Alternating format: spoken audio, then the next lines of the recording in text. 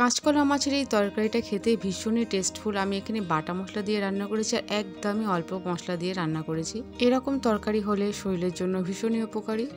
তো দেখো এখানে কাঁচা লঙ্কা, পেঁয়াজ, রসুন আর 1 চামচ গোটা জিরে মরিচ খুব ভালো করে বেটে নেব। মাছের তরকারিতে দিলে খুব ভালো লাগে খেতে। তো এখানে গ্যাস অন করে কড়া চাপিয়ে দিচ্ছি। কড়া গরম হয়ে গেছে, সর্ষের তেল দিলাম, একদমই অল্প সর্ষের তেল দিলাম। তার সাথে একদমই অল্প পেঁয়াজ দিলাম, দিয়ে পেঁয়াজটা লাল লাল করে ভেজে নেব।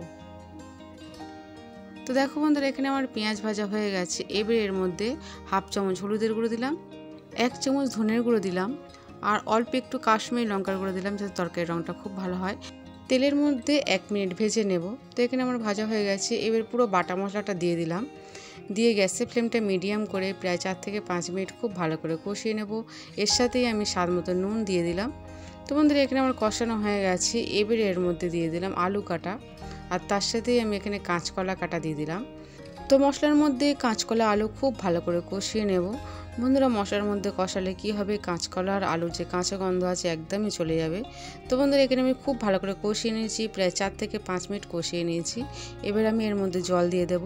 তো বন্ধুরা, আমি এখানে 2 মগ জল দিয়েছি। আমি একটু ঝোল ঝোলভাবে তরকারিটা করব। জলটা দেওয়ার পরে খুব ভালো করে নেড়ে চেড়ে দেবো।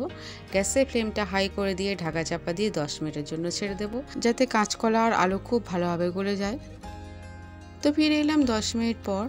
তো বন্ধুরা, এখানে কাঁচকলা আলু খুব ভালোভাবে গলে গেছে। এবার আমি ভেজে রাখা মাছগুলো দিয়ে দেব।